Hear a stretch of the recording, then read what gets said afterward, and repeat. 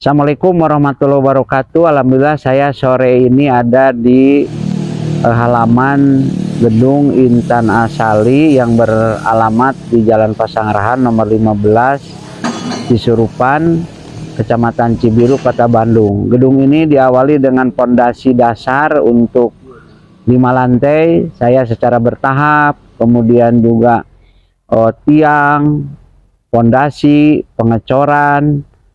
Dan alhamdulillah sekarang sudah finishing di lantai 3. Lantai 1 sudah bisa digunakan. Itu kurang lebih 12 kelas dengan aula. Itu dipergunakan untuk SD.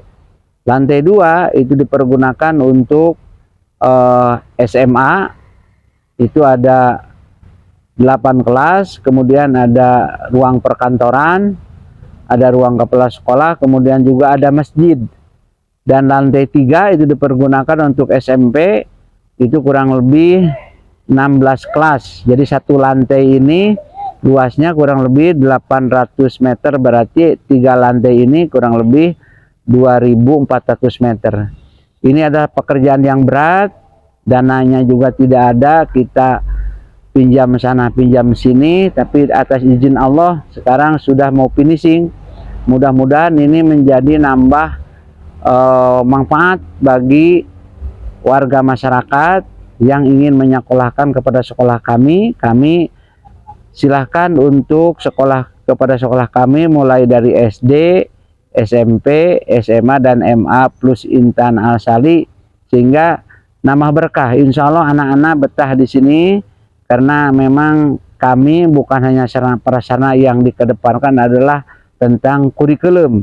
Kurikulum di kami memang kurikulum nasional sama, kemudian ditambah dengan kurikulum ciri khas. Jadi ada pelajaran-pelajaran agama yang berbeda dengan lain. Kami tidak bermahjab, agama untuk semua, mulai dari diawali sholat duha, baca Quran, kemudian juga pelajaran inti, ada sholat duhur, ada tausiah, masuk lagi pelajaran inti, dan diakhiri dengan sholat asar.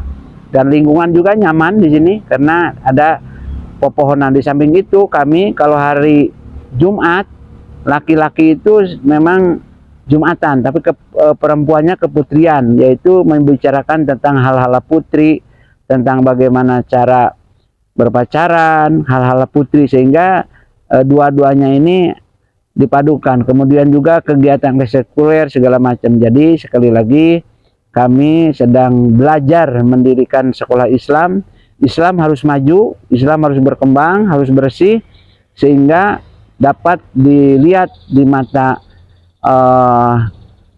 kita bahwa sekolah-sekolah Islam ini adalah baik, kemudian juga bersih dan berkualitas. Itu yang kita ajukan, sehingga rakyat Indonesia itu sekolah dengan baik. Kami sekolah ramah, yang punya biaya silakan sekolah untuk bayar, yang tidak punya biaya pun kami tampung dengan persentase 80-20%. Jadi 80 mereka yang punya kemampuan, 20% itu mereka yang memang perlu dibantu. Umpamakan menerima 100 orang, maka yang bayar 80 orang, maka yang 20 orang itu bisa bebas dengan cara memberikan SKTM, harus ada kejujuran, dan mereka juga sama-sama budaya, kemudian ciri khas, kemudian juga pembicaraan yang lain itu harus memang betul-betul mereka perlu dibantu sehingga tidak salah sasaran.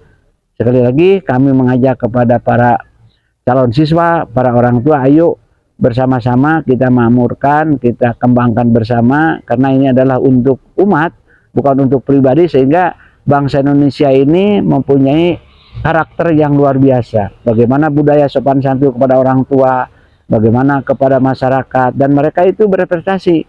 Di sini adalah nanti jiwa ini dikembangkan, bahwa mereka suatu saat punya jiwa entrepreneur, jiwa petarung. Jadi mereka tidak ingin bekerja pada orang lain, tapi mereka mencoba menciptakan lapangan pekerjaan. Kemudian mereka tidak ingin digaji orang lain, tapi mereka mencoba menggaji orang lain. Inilah jiwa-jiwa entrepreneur yang diajarkan sejak sekarang ini harus begitu caranya. Jadi kita harus berani untuk memulai, harus berani untuk bertarung, jangan kalah oleh suku lain, bangsa lain, sehingga kita itu punya kemerdekaan sesuai dengan Undang-Undang Dasar 45 adalah kita ekonomi mandiri.